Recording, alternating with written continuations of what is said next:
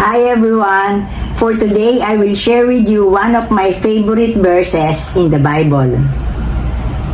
It's from Proverbs chapter 10 verse 22.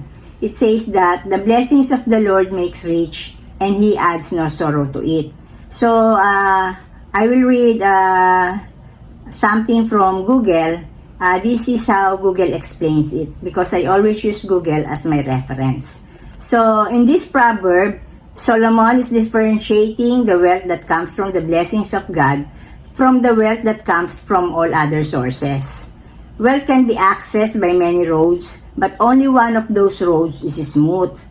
The blessing of God can bring wealth, and when it does, God doesn't add any sorrow to it.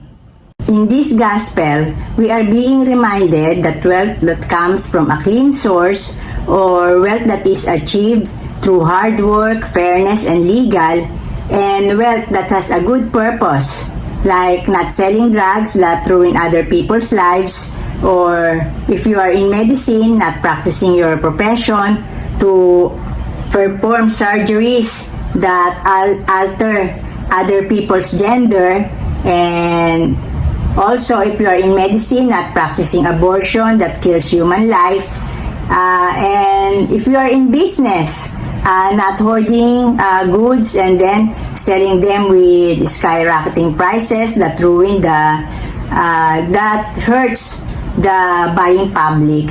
It says that when God makes you rich or you became rich, you have no sorrow with it. So it says that if your wealth comes from a clean source, you have no sorrow with it when you become rich. What is sorrow? Sorrow has many forms, and these are some of it. So, sorrow from the death of a loved one, like you may be rich but you can't enjoy it fully because you can't share or enjoy it with your loved one because your loved one has already passed away. And some people are like this. They are rich or wealthy, but they are not really completely happy because someone or somebody is missing that loved one already passed away. So it's a form of sorrow that actually it is the deepest, I think, the deepest kind of sorrow that one can experience is losing a loved one and not sharing your happiness, your wealth, your success with them when the time that you become rich and you are already enjoying your wealth, but they are not here anymore and they are already in the other world. Another form of sorrow is sorrow because you have a terrible illness or one of your loved ones is sick accompanied by so much pain. How can you be happy or how can you enjoy your wealth when you are sick and all you are thinking about is how to be cured or how to get well and how to get rid of your pain? So guys, even if you are rich, but if you are sick, especially when your sickness is accompanied by so much pain, your wealth doesn't have any value anymore because your focus will be shifted on how you can be well and how you can be cured or how you can be free of your pain. So I think a good example is Steve Jobs, because I think when he is dying, he told us that in this world, everything else doesn't matter if you are sick, especially when you still want to live.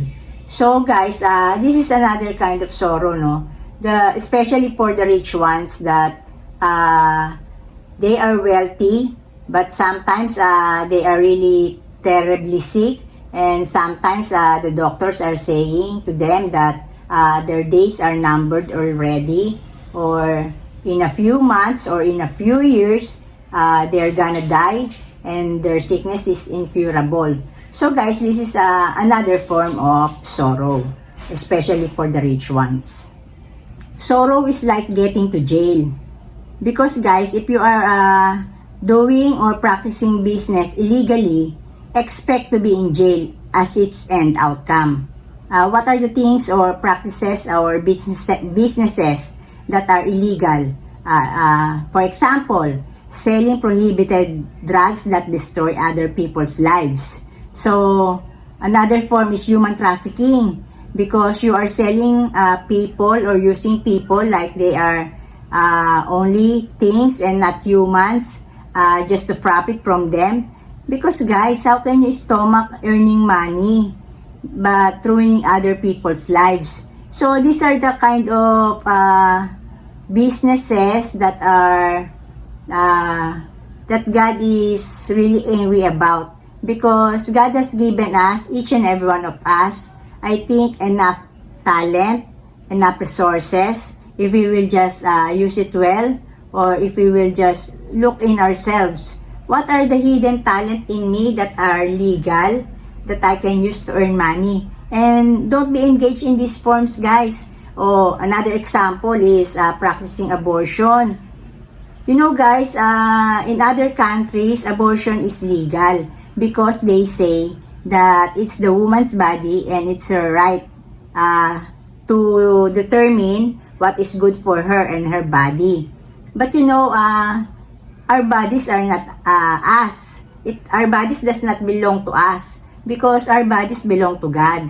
You know, guys, in the Philippines, my country, abortion is illegal because we Filipinos value human life, and we think that really abortion is a form of murder. So if you are practicing abortion, I think for me, you are a murderer, because I think when the egg and the sperm meets, no, and it successfully fused together, it is already called the zygote, and that zygote will eventually be a human being. So guys, for me, I believe in the sanctity of the human life, and it is also sacred, and no one has the right to kill anybody, even if it's just a fetus.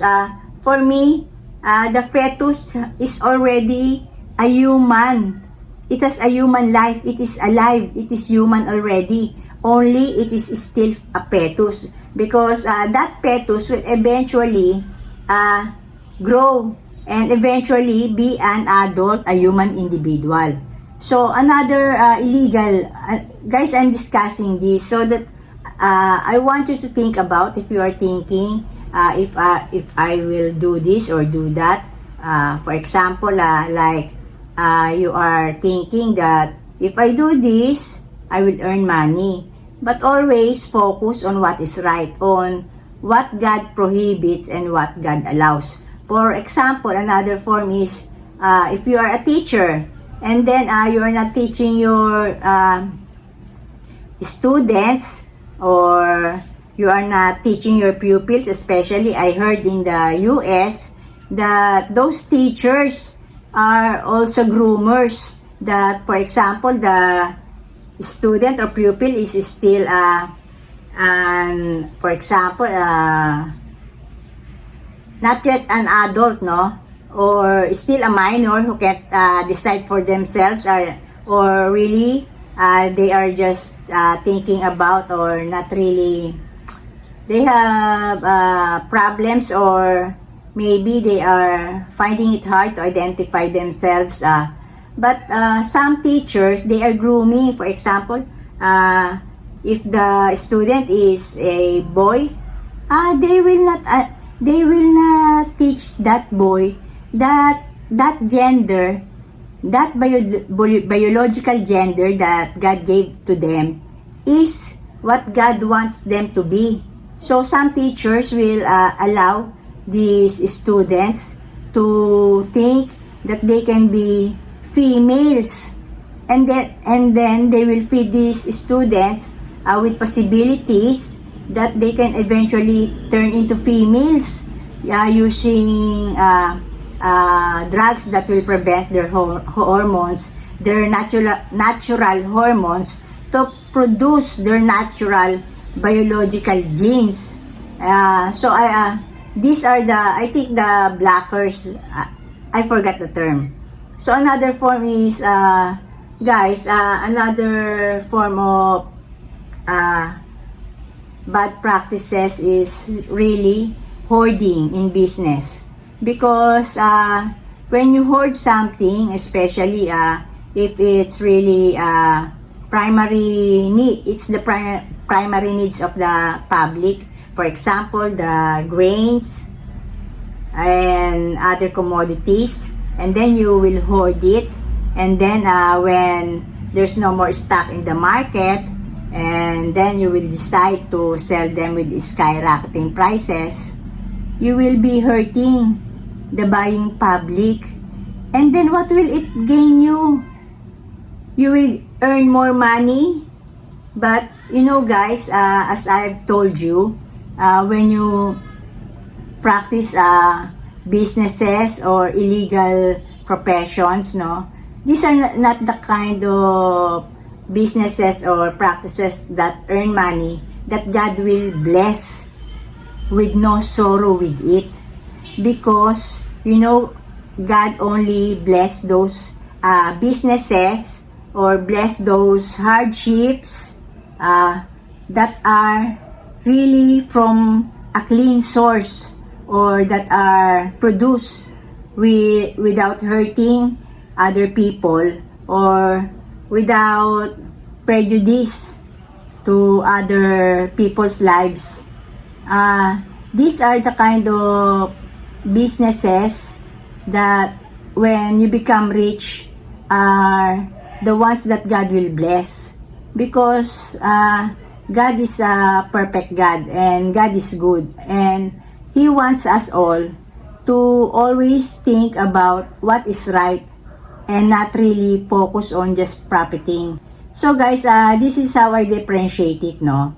That before we do something, we must first think if it is right in the sight of God. Because when you earn money in a good way, with fairness, and of course with dignity, not cheating, especially for example, you are using the scale, you are giving them the exact weight of their commodities. So my dear brothers and sisters in Christ, don't use your talent, your profession, your skills, your knowledge, and your resources wrongfully. So, if you are a lawyer, don't be like Attorney General Letitia James. She's the Attorney General of New York City, who in her hatred of President Trump invented a case that doesn't even have a victim, just so she can indict him, and then she wants to ruin his profession, his character, and she wants him to go bankrupt. So we all know that that case did not succeed, and it unfolded right before our very eyes that all her efforts are in vain. Because you see, God is a just God.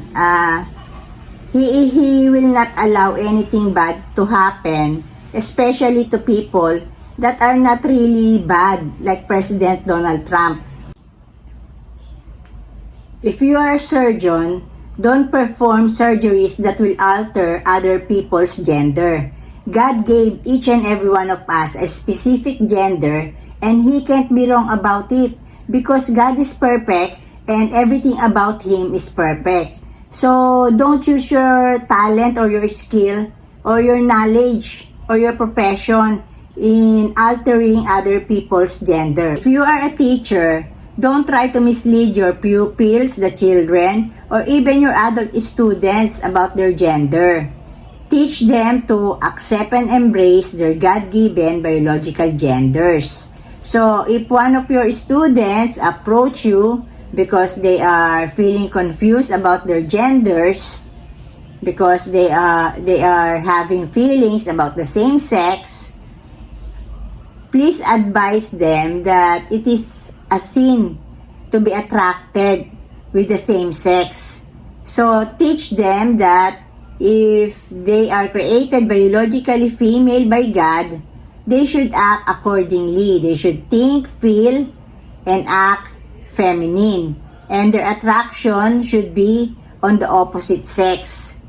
they should be attracted to the males and not with the same sex, like female to female.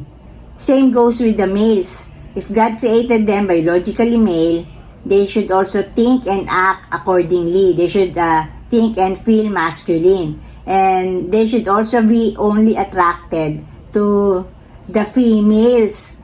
You know why? Because God only created two genders, the male and the female. So, if they are telling that, for example, they are biologically female and they are feeling that they are attracted to the same sex, from the very start, discourage them that it is a sinful feeling and they should not encourage it, but instead pray to God and ask for forgiveness, because having lustful feelings, even with the opposite sex, is already a sin. What more if you are having lustful feelings with the same sex? So, try to be a good influence on those people around you, especially if you're a teacher. So, be a good influence on the lives of your students.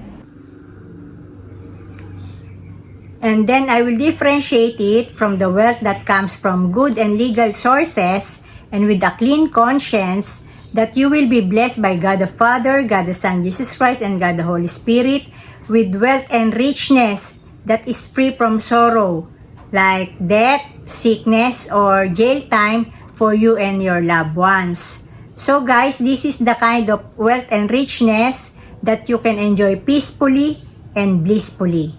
So guys, until my next video, blessings, blessings everyone. Bye!